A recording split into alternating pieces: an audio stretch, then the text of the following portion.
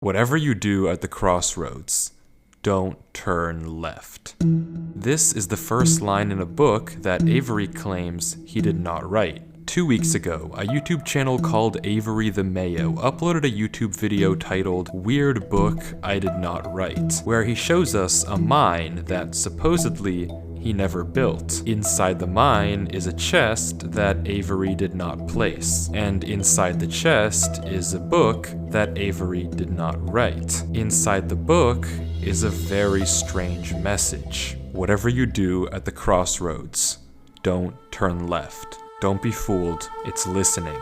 You can't outsmart it, it's listening to me. It's watching me. It isn't from this world. At the crossroads, don't turn left. At the crossroads, don't turn left. At the crossroads, don't turn left. At the crossroads, don't turn left. Over and over, followed by a sequence of numbers. And that's it. It seems impossible that a whole mine just appears in your world without your knowledge, but Avery explains in the description of the video that the laptop he's playing on is from a storage locker. It already had Minecraft installed, and this world already existed, but when Avery first loaded it up, it was just a normal world. He only now discovered this mine a few hundred blocks from his house. So, in that case, what is this book? The contents are strange, and it's not evident what they refer to. If anything, they just sound like some crazy rambling. But the numbers at the end are clearly some sort of code, so maybe we can solve it and figure out what this book is talking about. Except we can't. The numbers go higher than 26, so it's not any alphabetical code. There are 4 sections, not 3, so it isn't coordinates. And in fact, there's not a single cipher that comes up as a good match for this code. If it is a code, it's unlike any code I've ever seen, and I wasn't able to decipher it. So, is that it? A strange, one-off YouTube video and a dead end? Not quite, because for 2 frames at the very end of the video, Avery's inventory flashes a random pattern of blocks, and this time there is a code, because taking the first letter of the name of every block and capitalizing it if there is more than one, you get a string that perfectly matches the length of a Google Drive link that when you enter takes you to a folder. And this is where the true mystery begins. The mystery of a Minecraft world that doesn't exist. Opening the video named Footage 1, we can see a player in the exact same spot Avery was in the last video, except now he has way more items than he had last time. Presumably this is from his house, and he's come to use this mine in survival as part of this world. The book is now gone from the chest, but it could be that Avery just burned it because it creeped him out, or it's just this book in his inventory. Regardless, Avery lines up with the other strip mine and begins to start a new one into the wall, but when he does, he finds this.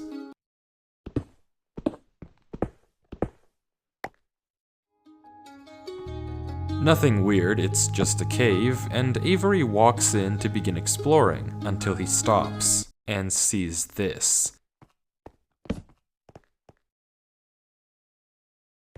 It's hard to make out, but as he walks closer we can see what it is. Moss and grass. This is immediately a red flag because this kind of terrain does not generate in caves. Avery checks underneath it, but there's nothing else either, and when he runs back to grab his torches, he notices yet another patch of moss in the corner of the cave. Again, not natural, but not leading anywhere either. It's only when he heads back down the cave does he see it.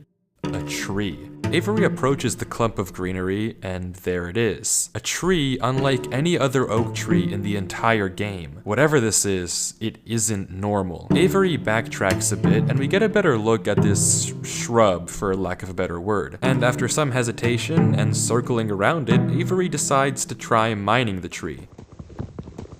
And he does, with no problem. It looks just like a normal tree, except normal trees don't generate underground. And it's not the only one. As Avery goes deeper and deeper into the cave, he passes larger and larger patches of greenery, coming across more shrubs, and even more trees, and even more moss. He pauses to talk at one point, but instead of commenting on the trees, he brings up something else. It's weird, we've only seen stone. And I guess he's right, the walls of this cave don't have any diorite, granite, andesite, or ores, but come on, there's a bigger elephant in the room here. At some point though, Avery's wish gets granted and the cave turns into terracotta, tuff, and deep slate. The greenery gets larger and larger, with the trees growing bigger and bigger. Until finally, Avery reaches the end.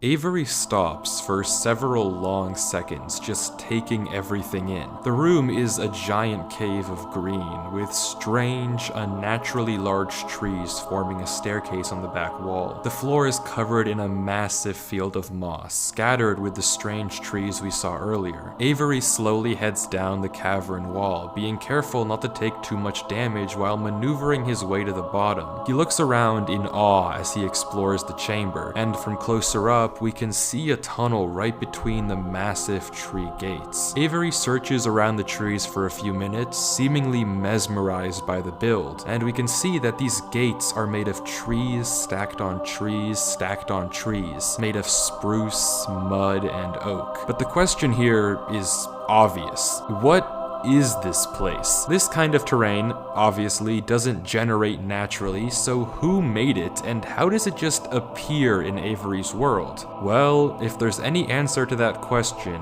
it's through this tunnel, because finally, Avery decides to stop sightseeing and heads down the tunnel at the center of the room.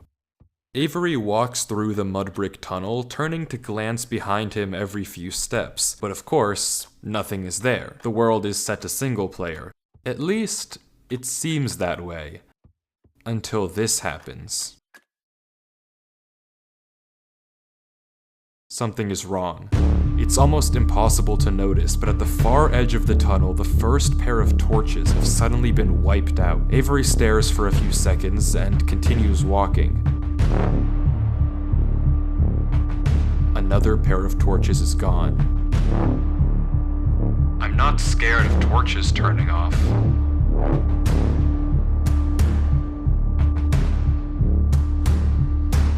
And then another. I don't know what kind of practical joke this is, but I already heard you in the...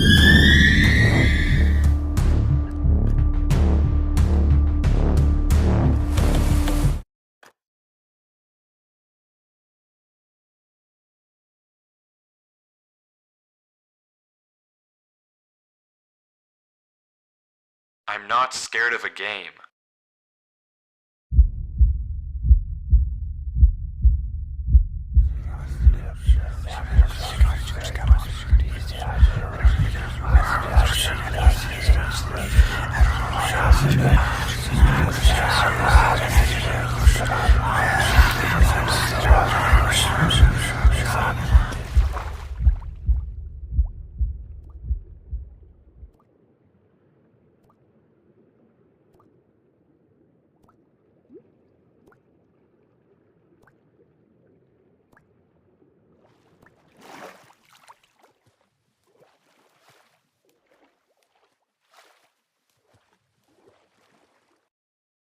I don't know why I just jumped down. I wasn't scared, but I felt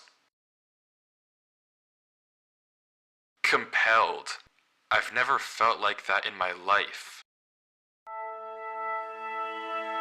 What is going on here? Things just went from strange to incredibly creepy in a matter of seconds. This doesn't just happen on a normal world, but Avery did say he found this world on a computer he got from a storage locker. So maybe this is just a world that the old owner of this computer created, and it's just some strange adventure horror map. Case closed. Except it's not, because the video files aren't the only thing in this Google Drive folder. If you remember, there's also this PDF, and opening it, we see this. My exploration into a strange tunnel I found in my Minecraft world. I've been playing this world for a while and just discovered this. This is my documentation of the search. Notably, when I installed Minecraft, this world came pre-created. Always thought that was a little strange, but I'm not really sure. This seems okay enough, but remember what Avery said earlier. He found this computer in a storage locker with Minecraft installed. Not he installed Minecraft and this world was there. Admittedly, it's a pretty small difference, but still, why the conflicting stories? Something you may have also noticed that I can't explain is why Avery's name is now censored. He wasn't censored in the previous videos, but now he's both hidden his name and changed his skin, almost like he's hiding from something. But there's still a lot more of this footage, and if you want to figure out what's happening in this world, why it exists, and what it has to do with Avery, we have to keep watching, as Avery runs from whatever it is that's hiding in this world.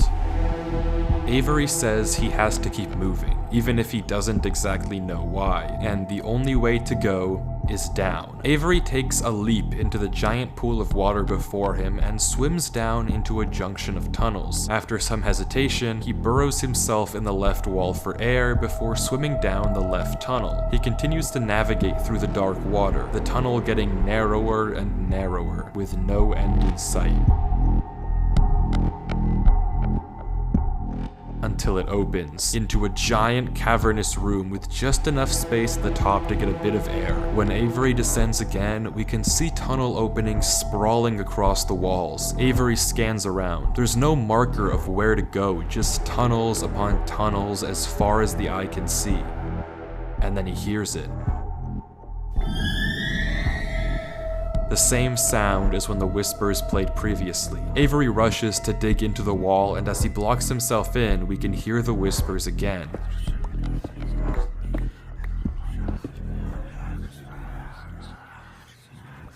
Quieter, but still there, as if they're passing by him.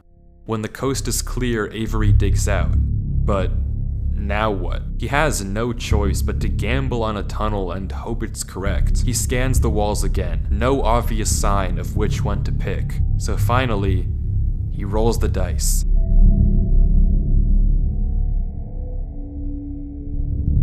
The tunnel leads to another junction, and again, after a slight hesitation, Avery goes left.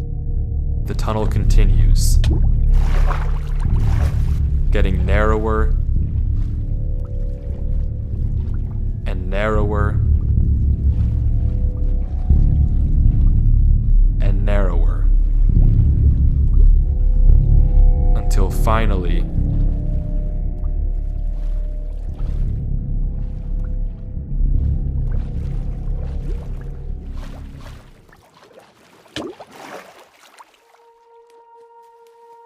he finds himself in the oasis.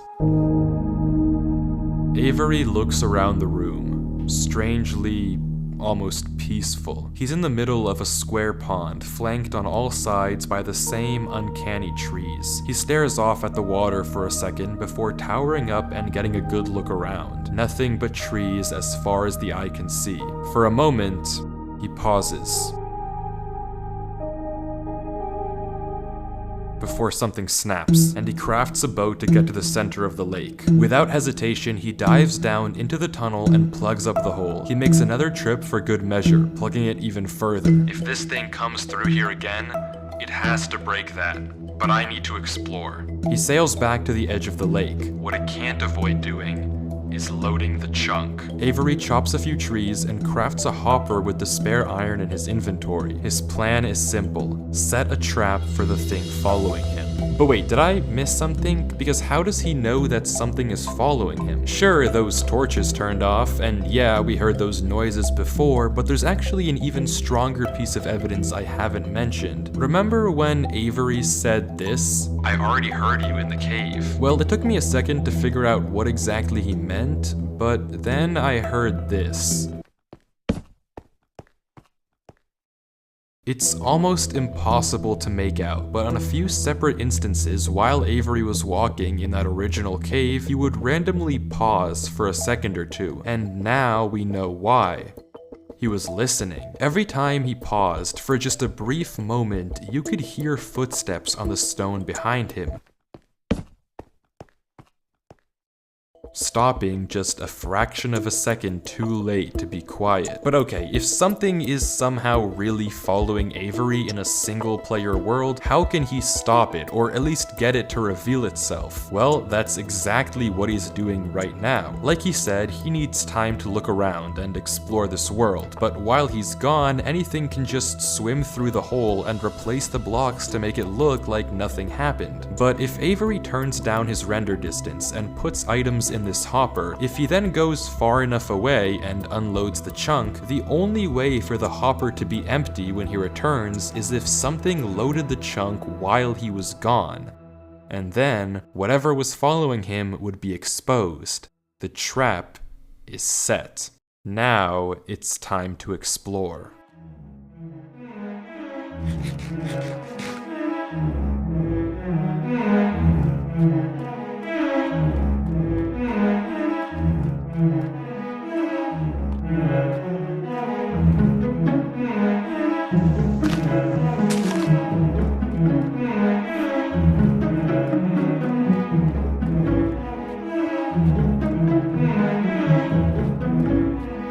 Avery walks through the trees, avoiding the lake so as to not load the chunk. Every inch of this place looks exactly the same. The same gray floor, the same strange trees. Everywhere he looks, there's nothing.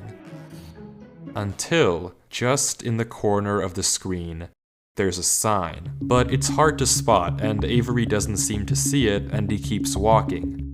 Then he pauses. Interesting. That's the third sign we've seen so far.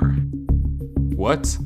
Where? Third sign? I've only seen this one, but it turns out he's right. Going back and re-watching the footage, just barely hidden in the corners of the screen are two other signs Avery crossed earlier in the recording, though he gave no indication at the time that he noticed them. Avery goes back to all three signs. All of them are blank, so I don't know what to make of it, but Avery seems to be satisfied and he explains why. These signs all seem to point to one place. Both of these angled ones point in the same direction. And he's right. If you line up a coordinate grid with the location and rotation of the signs, you get this. So he's right, all of them point a certain way, and if you trace out their intersection, it hits one specific point. He also pulls off this brilliant move, which you rarely see from these protagonists, by turning the difficulty to peaceful because he ran out of food. Absolutely genius. But with that said, he returns to the lake to check on his contraption.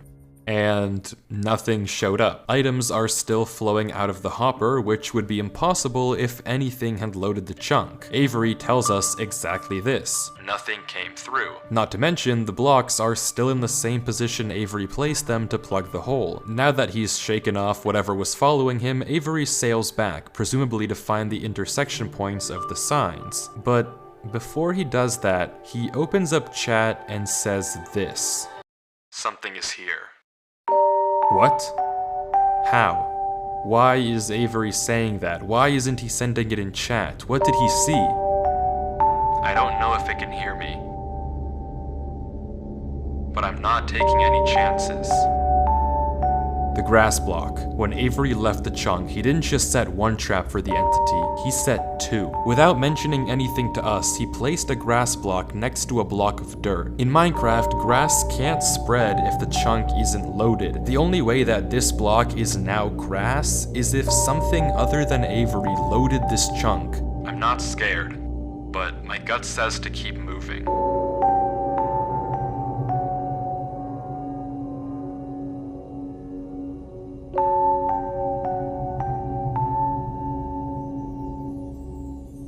Maybe I am scared.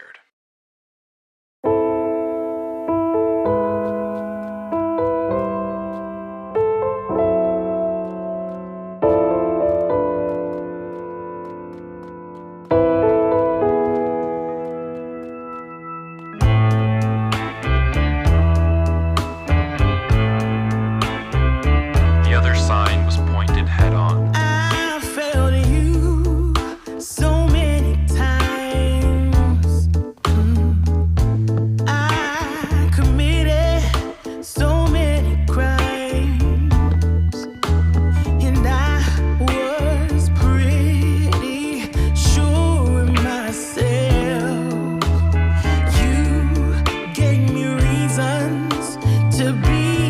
somebody else.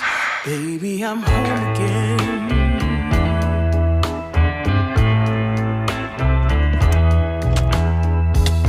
I thought that I could run away. Avery walks through a tunnel which quickly turns into a maze.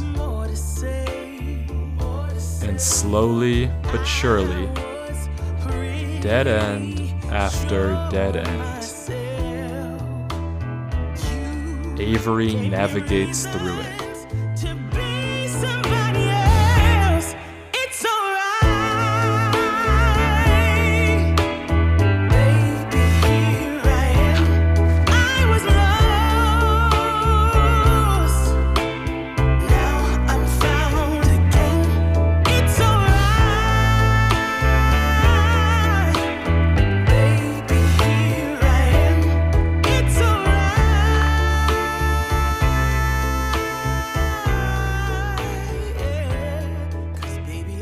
Avery is clearly smart. Smart enough to set a trap, and smart enough to set a backup. But whatever this thing is that's following him, it's smart too. Smart enough to block up the tunnel it entered from. Smart enough to refill the hopper with items after loading the chunk. Smart enough to hide its presence. This world seems to be guiding Avery somewhere. The whispers in this tunnel coercing him to enter the cave. The signs pointing to the secret entrance under the tree. Whatever this world is, it's leading Avery. But to what? We don't know. All we do know is that he isn't alone. And finally, Avery exits the maze into another giant room with what looks like a cipher above a door, with 3 levers right in front of it. Avery stares up at it, says he'll need a pen and paper, and blocks up the tunnel where he came from. The footage ends with him staring up at the code, deep in thought. From what I can see, the code atop the doorway looks something like this. It doesn't immediately remind me of anything, and plugging it into a cipher decoder gives me no ideas either. Running each of the candidate ciphers just gives gibberish every single time. Whatever this code is, there's unfortunately no way that I, or Avery, can solve it. The second half of the footage picks up with 17 minutes of just staring at the wall. And then he gets it. Okay, I guess it was solvable. Avery says it's a good poem, but doesn't actually reveal what it said, only that it uses cipher stacking, a technique where 2 ciphers are layered one on top of the other to make a code almost undecipherable. How Avery actually solved it with a pen and paper is beyond me, but the puzzle isn't over yet. There's still this gate, which Avery suspects is some sort of combination lock, but instead of a pen and paper, his solution this time is a bit more, how do I put this? Efficient.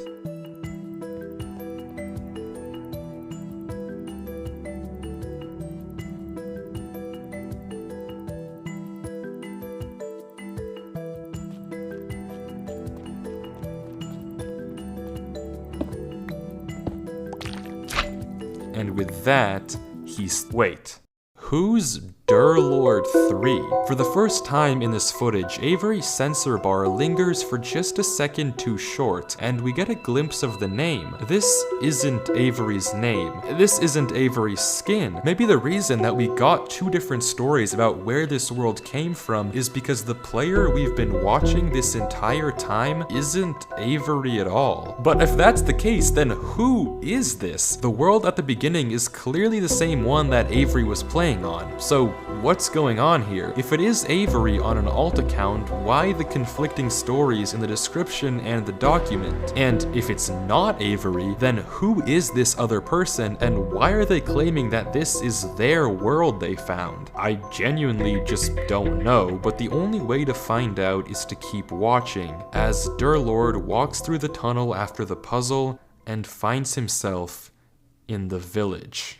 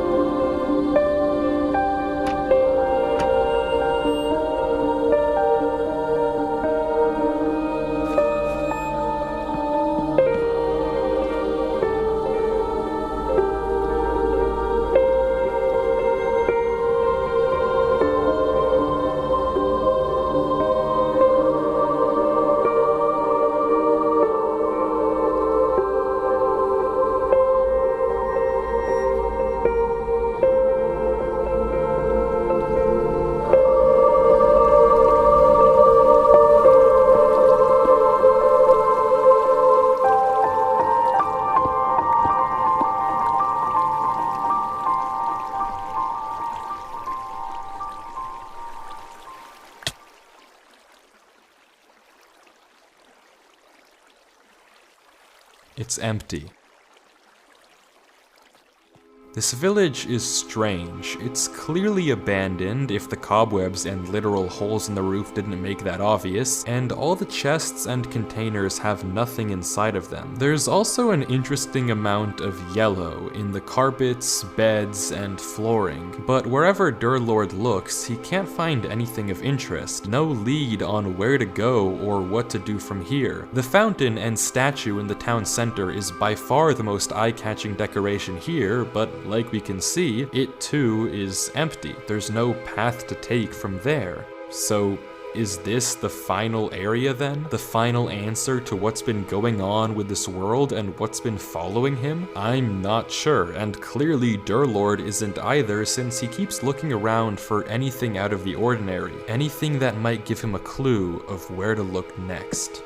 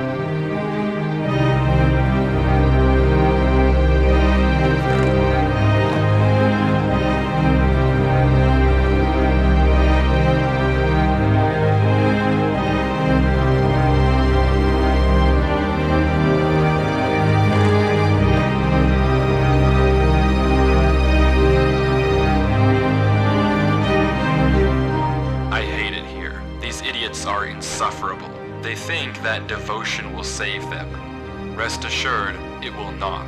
Not that it will do them any good to believe that anyway. The ones who realized it pretend they didn't. But it doesn't help that there are some of them who truly believe they'll be saved. The king is coming, Maya. If anything, I wager that their king is already here. It's watching me write this. I don't particularly care. I just want this to be done with. The sooner I can leave, the better. He's arrived. I don't know why anyone is surprised to find that out. This is exactly what they were hoping for. I'm going. I'm leaving this here in the rare case someone finds it. If you have found this, I implore you, turn back, disconnect, forget about this world. It's not for you. If you've come here, you must be curious. I know you must want to continue onwards. So I know that this is a heavy ask, but please, do not go any further. For your own good, do not.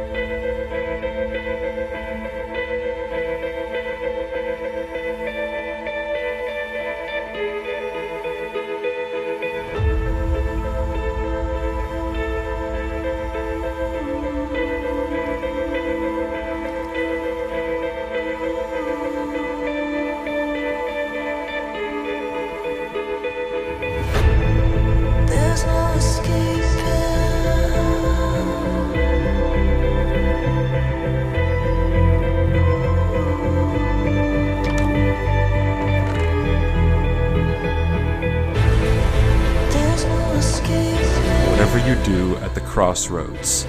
Don't turn left. Don't be fooled. It's listening. You can't outsmart it. It's listening to me. It's watching me. It isn't from this world. At the crossroads, don't turn left. At the crossroads, don't turn left. At the crossroads, don't turn left. At the crossroads, don't turn left. And the footage ends. Right there. Durlord was the person who wrote the book in Avery's world. How? It shouldn't even be possible that the tunnel led him back to that mine. Durlord found this world on his computer, and Avery found Durlord's old laptop in the storage locker and has been playing on it ever since. But what is this world? What was following Durlord in this footage, and most importantly, what was behind those gates? I didn't put that sensor bar there, that was in the original footage. Whatever is behind that black square was enough to drive probably the smartest protagonist I've ever seen into running for his life. Something that a whole village of people was trying to summon. Something that this entire world has been hiding. A king? What does that even mean? I don't know what to tell you, but I can tell you one thing. The code at the end of the book, now with this footage, we can solve it. Each number corresponds to one slot in Durlord's inventory. 1 here and 36 here. Take the first letter of each item, or whatever number is indicated after the dash. From that, we can get this. Run Avery. It's here. Durlord was giving one last warning, hoping that whatever was following him wouldn't see. But how? How would he possibly know that Avery would find this world? There's no way for him to know who Avery even is. Whatever he saw behind those doors, whatever he knows about this world now, we may never understand. But one thing is certain. Whatever was coming for him is coming for Avery next. This isn't over.